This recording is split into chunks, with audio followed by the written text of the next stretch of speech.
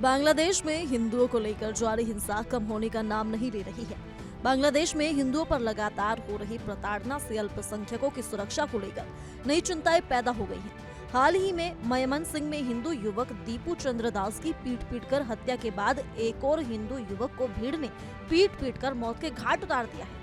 बांग्लादेश में हिंदुओं पर हो रही अत्याचार के चलते मोहम्मद यूनुस के नेतृत्व वाली अंतरिम सरकार बार बार आलोचना का शिकार हो रही है। ऐसे में देखिए हमारी एक खास रिपोर्ट बांग्लादेश हिंसा को लेकर। क्या बांग्लादेश में हिंदुओं की जान की कोई कीमत नहीं रह गई? क्या दुनिया में हिंदुओं की कोई वैल्यू नहीं, कोई जान की कीमत नहीं है?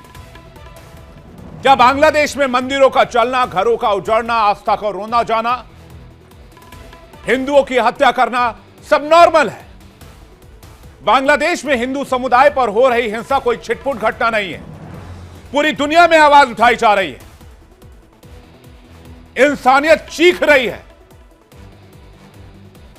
लोगों की पीट कर हत्या की जा रही है, हिंदुओं को मारा जा रहा है। बड़ी खबर बांग्लादेश से है, एक और हिंदू की हत्या की गई है और ये एक लगातार चलने वाला पैटर्न है।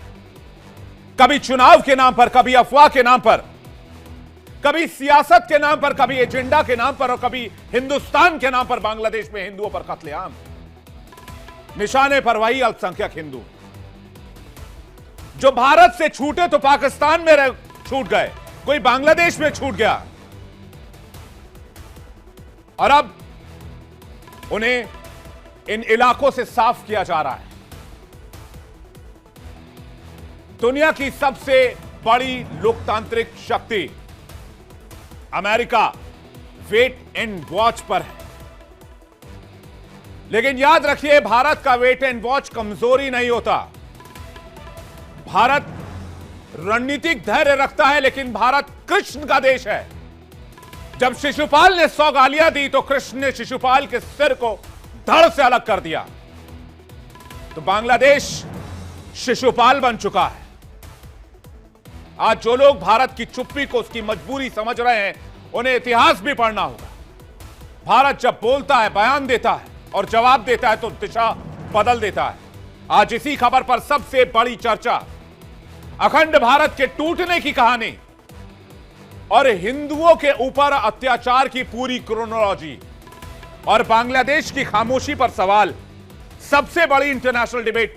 आज बांग्लादेश सिर्फ बांग्लादेश नहीं है, हिंदुओं के लिए नर्क देश बन चुका है। सवाल सिर्फ एक हिंदू दीपू की हत्या का नहीं है।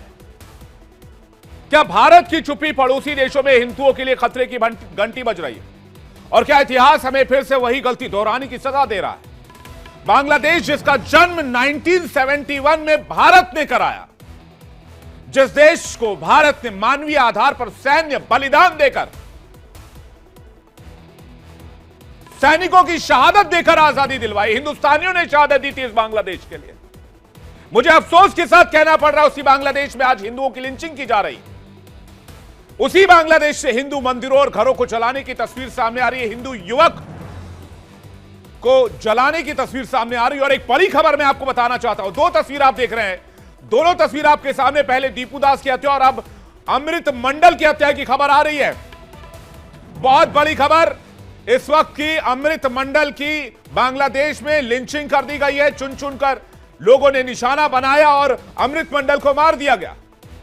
एक और हिंदू की हत्या पिछले 72 घंटे में। पूरा भारत उबल रहा है, भारत के अंदर आक्रोश है, भारत गुस्से में है। हर एक हिंदुस्तानी के दिल में सिर्फ बदले की बात है, लेकिन भारत हर घटना को नोट कर रहा है। हर नाम, हर चेहरा, हर साजिश दर्ज हो रही है। यह भी समझ लीजिए भारत की विदेश नीति भावनाओं पर नहीं, लेकिन सभ्यता और सम्मान की लाल रेखा जरूर चलती है। इस बार यह लक्ष्मण रेखा लांघी गई है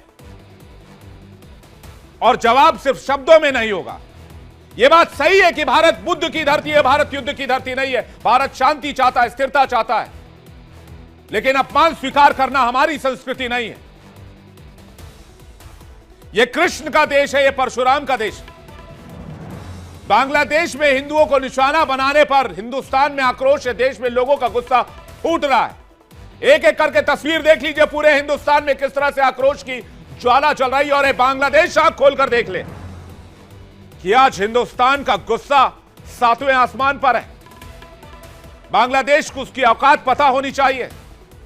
बांग्लादेश के खिलाफ लोग सड़क पर उतरकर नारेबाजी कर रहे हैं, प्रोटेस्ट कर रहे हैं। यह गुस्सा बांग्लादेश के खिलाफ नहीं है, कट्टरपंथी सोच के खिलाफ, जिहादी सोच के खिलाफ है, जिहादी यूनुस के खिलाफ है, अल्पसंख्यक हिंदुओं पर हमले के खिलाफ है। आज सोशल मीडिया से लेकर सड़कों तक गुस्सा भरा पड़ा है। कश्मीर से कन्याकुमारी तक देश में आक्रोश है, सीने में बदले की आग जल रही है। और गुस्सा इसलिए भी क्योंकि भारत ने अब तक संयम रखा है। जो लोग ये सोच रहे हैं कि भारत सिर्फ व्यापार, ट्रांजिट और कूटनीतिक एक्शन तक सीमित रहेगा, उन्हें याद रखना चाहिए कि यह वही भारत है जिसने अपने नागरिकों और संस्कृति की रक्षा के लिए इतिहास में बड़े फैसले लिए। पाकिस्तान में घुसकर आतंकियों को निशाना बनाया और घुसकर मारा। और वही बात आज जरूरत है। बांग्लादेश के जिहादी मानसिकता वालों को इलाज चाहिए, क्योंकि वो जिहादी आग में हिंदुओं को झोंक रहे हैं। क्या लगता है हिंदुओं को क्यों मारा जा रहा है? एक एक हिंदुओं को चुन चुनकर मारना यह सिंबॉलिज्म है। यह भारत को सीधे आंख दिखाने के बराबर है, चुनौती देने के बराबर। इसे बांग्लादेश के आंतरिक मामले के तौर पर नहीं देखा जा सकता है। भारत ने हर वक्त रेस्ट्रेन किया है, संयम बरता है। 1947 विभाजन हुआ, भारत बटा, हिंदू, सिख, मुसलमान, ईसाई सबने खून बहाया। भारत ने शांति का रास्ता अख्तियार किया। 1971 जब बांग्लादेश में पाकिस्तानी घुसकर नरसंहार कर रहे थे, भारत ने हस्तक्षेप किया, बांग्लादेश को लिबरेट किया, 10 लाख शरणार्थियों का बोझ उठाया और फिर बाद में वहां के हिंदू फिर अल्पसंख्यक असुरक्षित हो गए। कश्मीरी पंडितों के पलायन तक दशकों तक चुप्पी रही। नतीजा, कश्मीरी पंडित साफ हो गए कश्मीर से। एक पूरी सिविलाइजेशन खत्म हो गई, सभ्यता उजड़ गई अपने रूट से।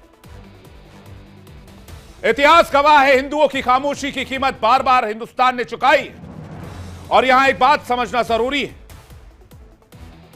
भारत एक वक्त में अखंड भारत हुआ करता था। अखंड भारत एक सांस्कृतिक सिविलाइजेशन जो सिर्फ आज के नक्शे तक फैला हुआ नहीं था। जहां अफगानिस्तान से लेकर म्यांमार तक सभ्यता एक ही थी, संस्कृति एक ही थी, इतिहास एक ही था। आप देखिए, अगर आप देखना चाहते हैं तो मैं आपको दिखाना चाहूंगा बड़े स्क्रीन पर क्या थी अखंड भारत की तस्वीर। भारत, पाकिस्तान, बांग्लादेश, नेपाल, भूटान, श्रीलंका। यह तस्वीर आपके सामने है, देख लीजिए अखंड भारत का नक्शा। और आज हम हिंदुस्तान के अंदर कहां तक सिमट कर आ गए हैं। अफगानिस्तान भारत का हिस्सा, पाकिस्तान भारत का हिस्सा, अफगानिस्तान में कुछ हद तक हिंदू, भारत, श्रीलंका, इसके बाद भूटान, नेपाल, बांग्लादेश, म्यांमार। सवाल यह नहीं है कि हम फिर से अखंड भारत बनना चाहते हैं। सवाल यह है कि हम अपनी सिविलाइजेशन की रक्षा किस हद तक जाकर करना चाहते हैं। क्या भारत को हस्तक्षेप करना चाहिए? यह सबसे संवेदनशील सवाल है। तो फिलहाल के लिए सिर्फ इतना ही। ज्यादा जानकारी के लिए जुड़े रहिए इंडिया डेली के डिजिटल प्लेटफॉर्म के साथ।